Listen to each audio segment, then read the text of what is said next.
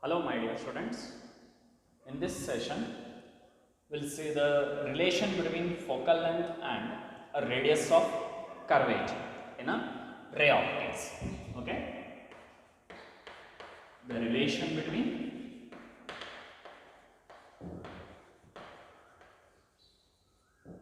focal length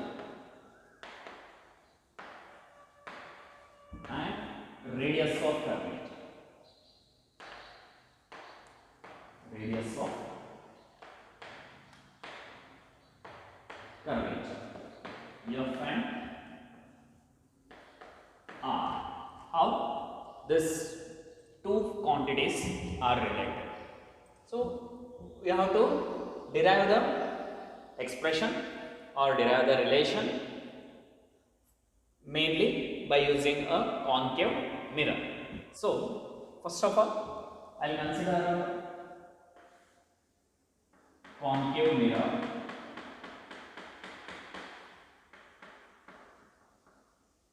Concave mirror. Okay. So, and principal axis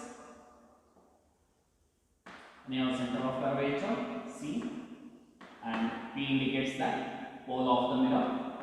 C indicates that center of curvature, and P indicates that pole of the mirror. Right? Now, assumption that a light ray which is parallel to the principal axis, that incident ray, and we already know after reflection, which obeys the laws of reflection, as well as this reflected ray is passing through the principal focus, that is point on the principal axis. Right? Now, if I join this M and the point of intersection, usually the incident ray is striking at a point M on the concave mirror, and if I join the line, particularly imagine that a straight line, so C to M, which will act as a normal, that means perpendicular to the mirror at the point of intersection. So this angle becomes theta. This is also an angle theta, because which obeys the laws of reflection. Now, if this angle is theta, means the angle between the incident ray and the normal is theta, means obviously this incident ray and a principal axis are parallel. If these are parallel, means this angle also a theta. Okay, that angle also taken as theta. Right? So this will be the incident ray. Right? And I will draw the normal or an perpendicular line at the point of intersection to the principal axis. That is, this point is, I will take it as T. I will take that point is T. So MD is the line particularly which is perpendicular to the principal axis. I draw this line at the point of intersection of an incident ray to the principal axis. Right? And we already know the distance from the center of curvature to the pole of the mirror will be a radius of curvature, and distance between pole and the principal focus is the focal length. Principal focus is the focal length of the mirror. Now, we are going to derive the relation between F and R.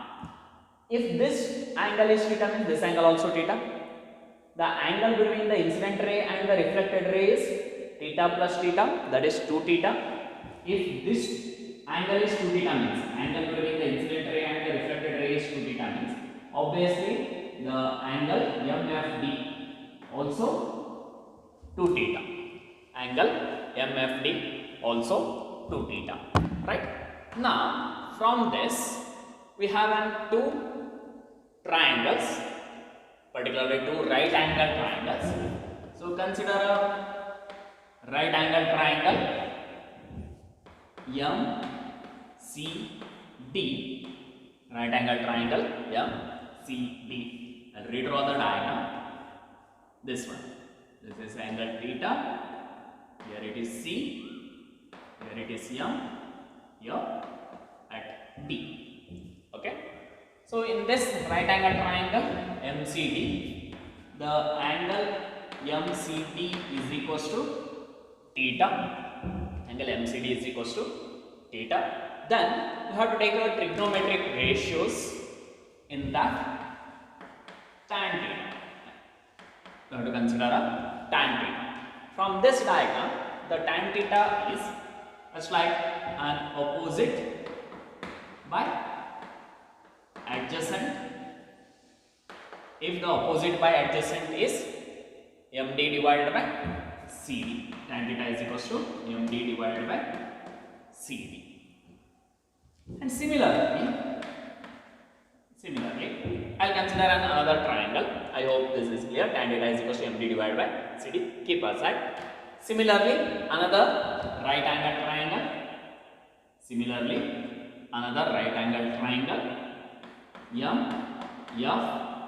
MFD. In this, angle MFD is equals to 2 theta. I'll redraw that diagram also.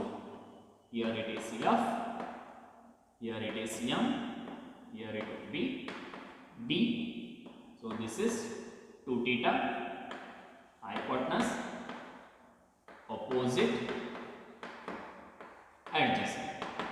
Right?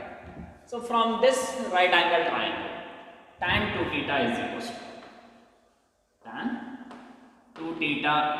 to opposite is MD divided by FD. Right? So this is from one right angle triangle, this is from the another right angle triangle. Now for the paraxial ray, the angle of incidence is very small. For a paraxial ray, the angle of incidence is very small. That we already know. For a smaller angle theta, the tan of theta is nearly equals to theta. So for a small angle theta,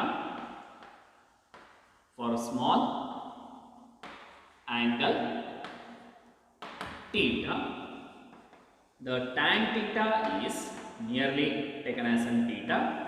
Similarly, tan 2 theta also. Tan 2 theta. If theta is small, means obviously 2 theta also a small. Just like 1 degree, 2 into 1 degree will be 2 degree. So tan theta is also nearly taken as an 2 theta. Then this 2 we can rewrite as tan theta nearly equals to theta, which is equals to theta is equals to MD divided by CD, and tan 2 theta is nearly equals to 2 theta, which is equals to 2 theta is equals to MD divided by FD. So from this two expression, from this two, 2 theta is equals to MD divided by FD. If I can take this left hand side, 2 theta is there. Instead of theta, I will substitute value of theta from this. Theta as MD divided by CD. So you have to consider theta as MD divided by CD. I will take 2 theta is equals to MD divided by FD, but theta is equals to MD divided by CD. That is 2 into MD divided by CD is equals to MD divided by FD. Here MD get cancels, right? So the remaining is 2 divided by CD is equals to 1 divided by FD. 2 divided by CD is equals to 1 divided by FD. But we already know the sign convention. According to the sign convention, all the distances are measured from the pole of the mirror. All the distances we have to measure from the pole of the mirror. That means here we have to start from the pole. But here CD and FD, which is not from the pole. So, and another thing, for a paraxial ray, this incident ray is very closer to the principal axis. If which is closer to the principal axis means, if you observe this point D is very closer to P. The point D is very closer to D. If you imagine that incident ray is very closer to the principal axis, then D is also closer to P. So for a paraxial ray,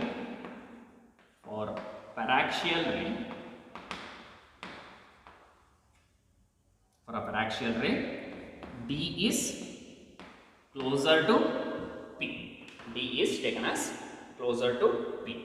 Therefore, this expression will be written as 2 divided by Cp. This expression can be written as 2 divided by Cp is equals to 1 divided by Fp. Now, from the sign convention and of Cp and Fp, you have to see that Cp and Fp.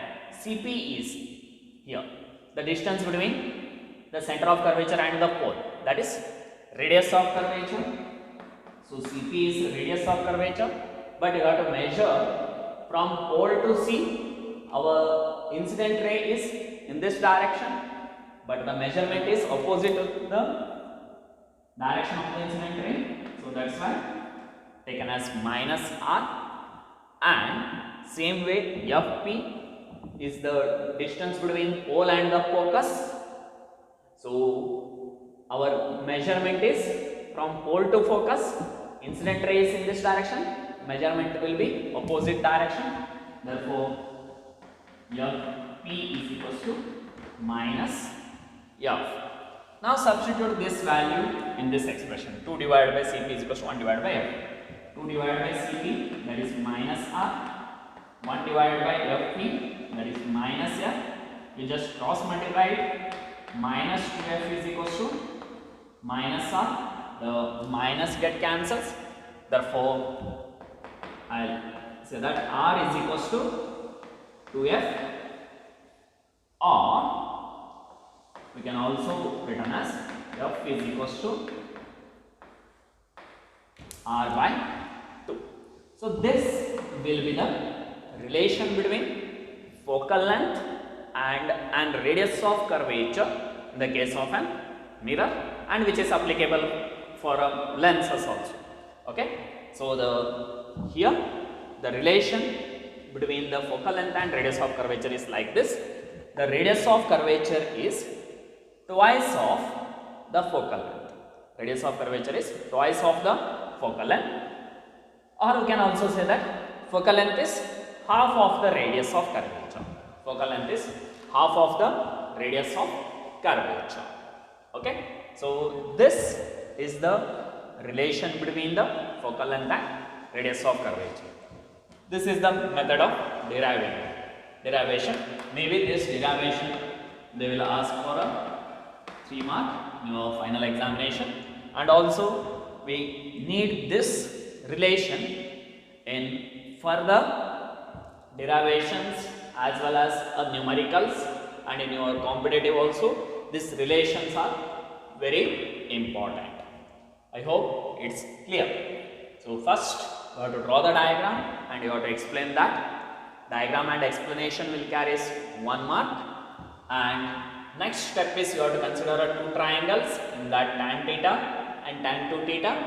Next, for a small angle, tan theta is nearly equals to theta, tan 2 theta is nearly equals to 2 theta. Then you have to substitute the value of theta from this expression. Then you have to apply the sign convention and simplification. Okay. So till here it will carry 1 mark, and after applying the sign convention it will carry 1 mark. Total 3 mark. Okay. This is about the relation between focal length and radius of curvature.